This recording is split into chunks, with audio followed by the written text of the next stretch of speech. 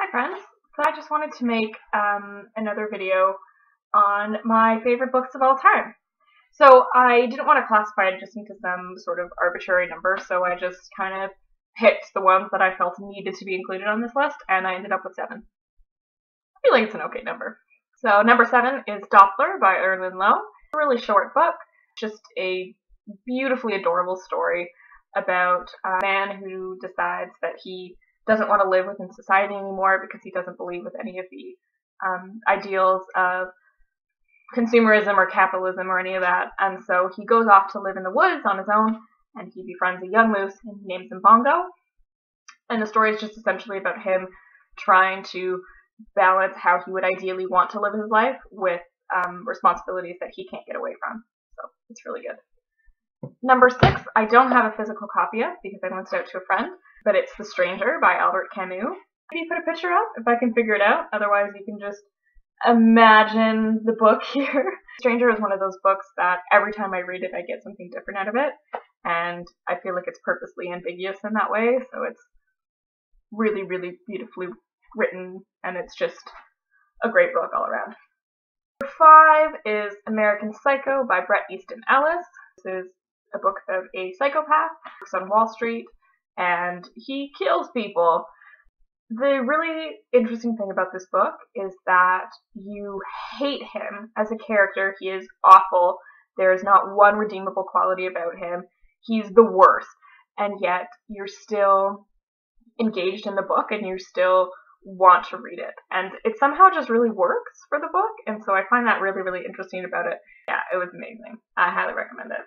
Number 4 is 1984 by George Orwell. You can't have a list of favorite books without at least one Orwell book on there. I feel like I don't need to tell you what it's about. If you haven't read it already, you probably should. Number 3 is Perfume by Suskind. As the subtitle will tell you, it is the story of a murderer. The book is essentially based around the idea that our perceptions of people are subconsciously based off their scent. The story is about our main character who has a magnificent sense of smell, and he doesn't have a scent himself. So for that reason, he's rejected as a child, and he's always sort of been an outsider. And so he goes around and he kills young girls for their scents. You should read it. Number 2 on the list, we have Survivor by Palahniuk. I've read almost all of Palahniuk's books. Still don't know how to say his name. This is by far his best, in my opinion. It's the story of the last surviving member of a Creedish death cult, which is exactly what it sounds like. The story starts at the end. So he's hijacked a plane, waiting for it to run out of gas where it will inevitably crash, and he's talking into the black box and telling us his story. It's really good. I highly recommend it. And finally, my favorite book of all time is A Fraction of the Whole by Steve Toltz. As you can see, this book is quite loved. I have loved it to the point of destroying it. I've read it probably about a gajillion times. It's probably a pretty accurate number, actually, and I've lent it out to just about everyone I know. We have a father and son. The father is described in the book as a philosopher who's thought himself into a corner, and he's constantly putting these two conflicting ideals on his son, one being question everything, think for yourself. Choosing between the available options is not the same thing as thinking for yourself. Be an individual. And then on the other side saying, don't be such an outsider and don't be so weird that people don't like you because you don't want to be alone all your life and make the same mistakes that I have. And so Jasper, the son, is just trying to work with balancing those two things. And it's hard to say too much about the plot without giving too much away. The book just gets into my bones.